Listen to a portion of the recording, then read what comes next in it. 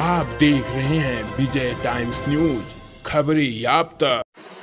उत्तर प्रदेश की राजनीति में जहां दिन प्रतिदिन सरगर्मियां बढ़ रही हैं, चुनाव नजदीक आ रहे हैं, बारिश बीत गई है, केवल शीतकालीन एकमात्र एक सत्र बचा हुआ है विधानसभा हाउस में, और वो सत्र के बाद सीधा रुख होगा आगामी विधानसभा 2022 के चुनाव का। जफराबाद विधानसभा से ताल तो ठोक ही रहे हैं, रत्नाकर चौबे जी हमारे साथ जुड़ चुके हैं, लेकिन वो लगातार सुर्खियों का विषय बनते जा रहे हैं। ये अपने आप में सोचने वाली बात है।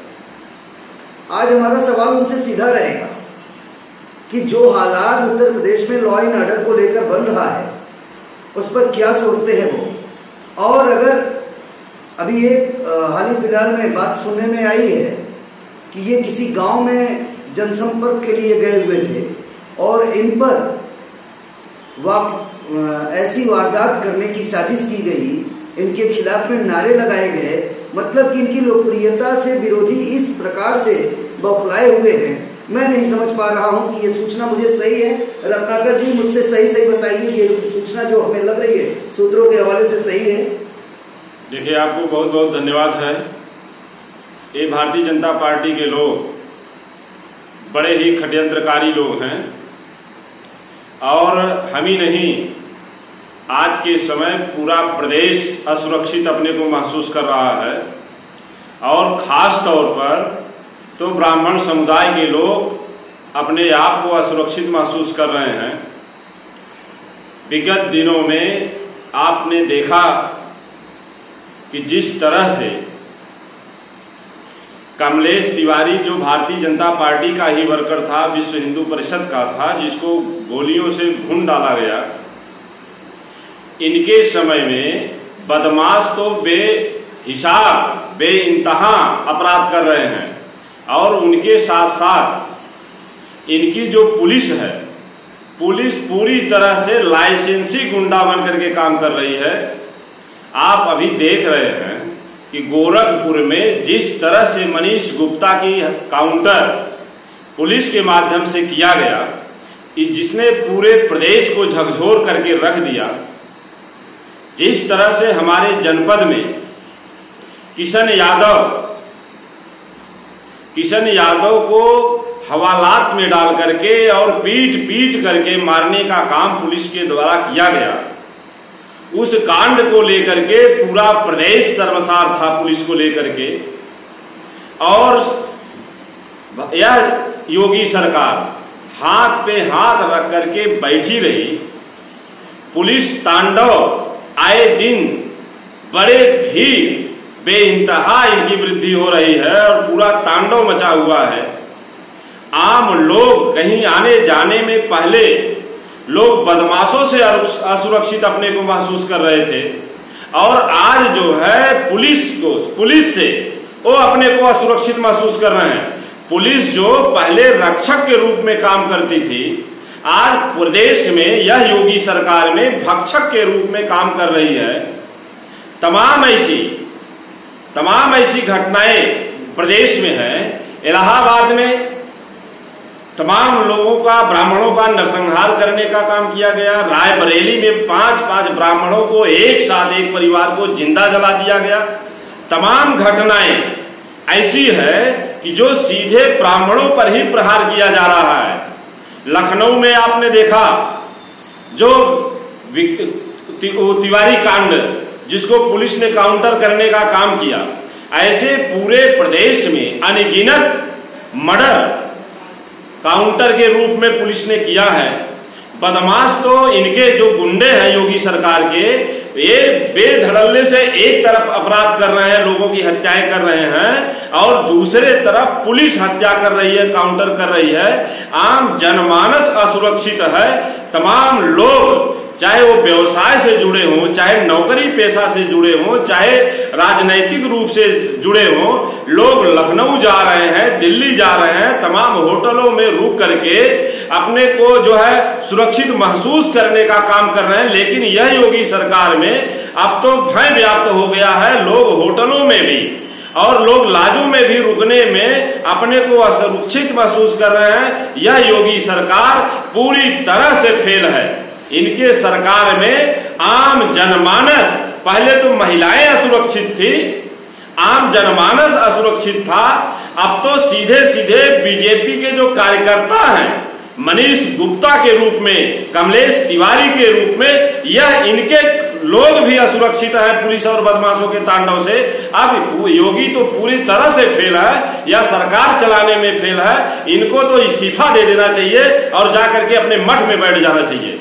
आपसे हमारा एक सवाल था, उसका जवाब अभी तक नहीं आया है। हालांकि आपने अपनी बात कह ली है, विपक्ष का जो रोल है वो आप लोग पूरा करते रहे, कोई दिक्कत नहीं, लेकिन क्या आप पर भी कोई हमले की तैयारी थी? अरे भाई, भारतीय जनता पार्टी जिस तरह से हमारा नारा है, हमारे जफराबाद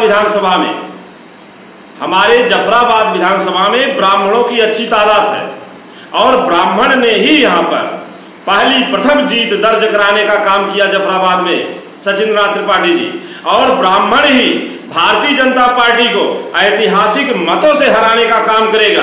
और ब्राह्मण में जिस हिसाब से लोगों के अंदर मेरी लोकप्रियता बढ़ रही है, इससे निश्चित तौर पर भारतीय जनता पार्टी के लोग जो है कहीं न कहीं से हतप्रभ है, परेशान है, तो कुछ भी षड्यंत्र करने के लिए मजबूर है, षड्यंत्र कर रहे हैं, उससे मेरे सेहत पर कोई फर्क नहीं पड़ने वाला है। माननीय राष्ट्रीय अध्यक्ष जी का अगर आशीर्वाद मिला तो भारतीय जनता पार्टी को जफराबाद विधानसभा में ऐतिहासिक मतों से हराने का काम करेंगे हम लोग। अभी आपने अपनी बातों में एक बात और कही थी रत्नाकर जी की, पहले लोग गुंडों से परेशान थे, लेकिन पहले लोग सहमते थे गुंडों से कि कहीं मेरे साथ गुंडाई न हो जाए, मुझे गोली न मार दें, मुझे लूट न ले जाए, मेरी बेटी बहनों को अगवा न कर लिया जाए, असमत न लूटी जाए। लेकिन आज आपने एक बात और कही है कि जितना डर इन गुंडों का था उससे कहीं ज्यादा पुलिस का डर है। तो योगी सरकार ने तो आते ही गुंडागर्दी पर लगाम लगाने की भरपूर कोशिश भी की थी, और उन्होंने पुलिस को सख्ती से आदेश दे दिए थे कि गुंडों का सफाया एक तरफ से चुन चुन के किया जाए। लेकिन अब पुलिस क्या अपने दायरे से बाहर हो गई, आपे से बाहर हो गई, और अब आप क्या चाहते हैं कि मतलब पुलिस पर कैसे लगाम लगाए ये सरकार? पुलिस पर लगाम लगाने का सरकार काम करती है, लेकिन जहां सरकार, योगी सरकार पूरी तरह से फेल है, पुलिस महकमे में इनका कोई खौफ नहीं है, इस सरकार की, योगी की कोई खौफ नहीं है। अगर खौफ होता तो बिना अपराध का मनीष गुप्ता का काउंटर नहीं होता, कमलेश तिवारी का काउंटर नहीं होता, मनीष किशन यादव का जिस तरह से बक्सर थाने में हवालात के अंदर पीट करके मार दिया गया, यह इनका योगी सरकार का नाकामी होने का ये रिजल्ट है। योगी सरकार पूरी तरह से फेल है। अपराधियों से तो लोग डरते थे, और वह गुहार लगाने के लिए सुरक्षा को लेकर के पुलिस के पास जाते थे, लेकिन पुलिस जो एक तो कहावत है कि वो कैसे कहते हैं लोग कि जो पता नहीं कैसे वो डोली के संग, आज तो यही स्थिति है कि पुलिस से जहां हम लोग अपने आम आवाम के सुरक्षा के लिए, अपनी सुरक्षा के लिए पुलिस से गुहार लगाते, लेकिन पुलिस तो खुद अपराधी के रूप में काम कर रही है, काउंटर करने का काम कर रही है। तो बताइए आम जनमानस कहां जाएगा? योगी सरकार पूरी तरह से फेल है आज के समय में।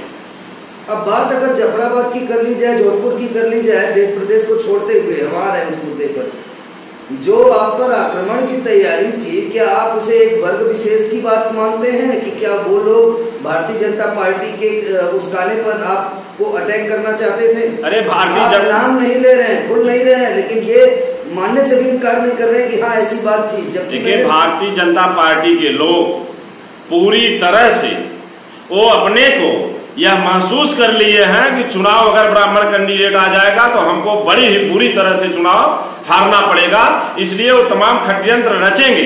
उस पर हम लोगों को कोई भी प्रकार की टीका टिप्पणी नहीं है। उनका जो काम है वो अपना करेंगे, हम लोगों का जो काम है, हम लोग लक्ष्य रखे हैं 2022 में भारतीय जनता पार्टी को जफराबाद विधानसभा से ही नहीं पूरे उत्तर प्रदेश में खद से खदेड़ने का काम करेंगे। और यह चिमटा बाबा जो है, सरसा बाबा जो हैं, और चीलमधारी जो बाबा हैं जिनका सरंगी और जो गुदरी लेकर के पहले चलने का काम करते थे, इनको हम लोग पूरा उसी स्थिति में ले जाकर के गोरखपुर में बिठाने का काम करेंगे। रत्नाकर जी जिनके बारे में आप कह रहे हैं वो अभी वर्तमान सीएम है, और उस कुर्सी की गरिमा रखिए।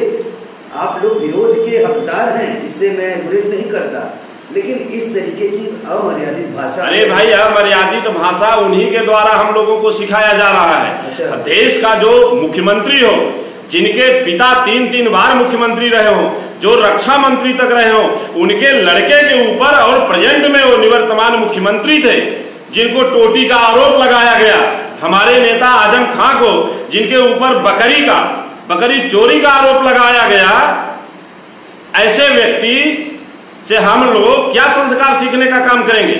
और इनका तो जो योगी और सन्यासी रहते हैं उनको तो उनका वेश है गुदड़ी और सरंगी लेकर के चलने का। योगी जी बता दे, क्या वो गुदड़ी और सरंगी लेकर के चलने का काम नहीं किए थे? आप एक ब्राह्मण हैं और एक सवाल अभी और आया है योगी के नाम से याद आ रहा है कि कल किसी महंत ने, बाबा ने, परसों की बात है, वहां पर अयोध्या का प्रकरण है, उन्होंने कहा था कि अगर 2 अक्टूबर दिन 12 बजे तक ये देश को इस देश को हिंदू राष्ट्र घोषित नहीं किया गया तो हम समाधि ले लेंगे, जल समाधि ले लेंगे, सरजू में डूब मरेंगे, और बावजूद इसके ये सब हो नहीं पाया।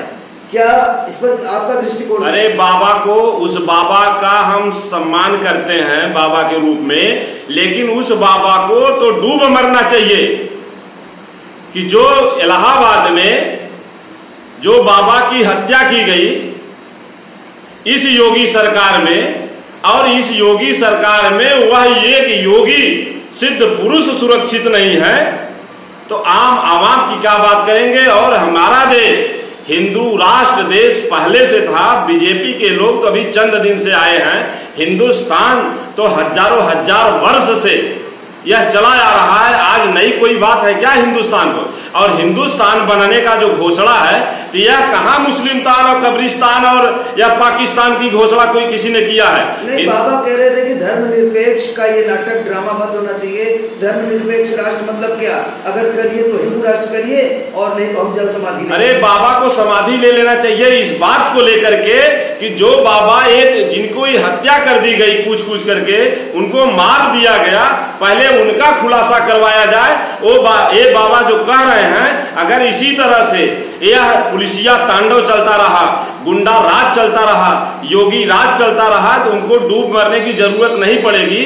उनको खुद जाकर के उनके आश्रम में लोग उनकी हत्या करने का काम करेंगे इस योगी सरकार में। योगी राज और गुंडा राज ये 2 अलग शब्द हैं, इसको आप एक में कैसे जोड़ रहे हैं? योगी राज जब से आए थे, पहले योगी जी थे, लेकिन जब योगी जी सत्ता में आए तो योगी राज जब उनका चालू हुआ तो योगी राज जिस दिन चला उसी दिन से गुंडा राज हो गया, और यहाँ पर अपराधी बेखौफ होकर के पूरे उत्तर प्रदेश में अपना धड़ल्ले से अपराध करना शुरू कर दिए, जिनका एक नारा था कि या तो अपराध लोग बंद कर दें या उत्तर प्रदेश को छोड़ करके बाहर चले जाएं। लेकिन हम आपके माध्यम से पूछना चाह रहे हैं बीजेपी के लोगों से या योगी जी के लोगों से कि किसी जनपद में बता दें कि जो पहले से गुंडा और जो बदमाश आज चले आ रहे हैं, कहीं कोई गया है क्या?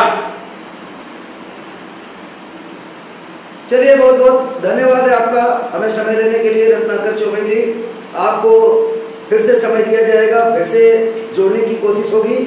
और क्षेत्र में ज्यादा बताइए कि क्षेत्र में माहौल कैसा चल रहा है? क्षेत्र में तो आम आवाम इस योगी सरकार से कराह रहा है। अखिलेश जी के तरफ आस लगा करके, विश्वास लगा करके देख रहा है और यह कह रहा है, सोच रहा है दिल में कि वो घड़ी शुभ कब आएगी जिस दिन हम लोगों को वोट देने का मौका मिलेगा। हम लोग साइकिल का बटन इतना दबाएंगे कि योगी पुनः अपने उस तहखाने में चला जाएगा, अपने उस जो है गोरखपुर मठ में उसको भेज देंगे हम लोग। और यहाँ आम आवाम अखिलेश को लाने के लिए पूरी तरह से, पूरी तन्मयता के साथ मूड बना लिया है। पिछले 3 चुनावों से आम आवाम नहीं जागी थी क्या? बटन नहीं दबे थे। अब अगर आप बाई दबे जीत के आसपास होते हैं या नहीं जीत पाते हैं या जीतते हैं, ये तो भविष्य के गर्भ में है।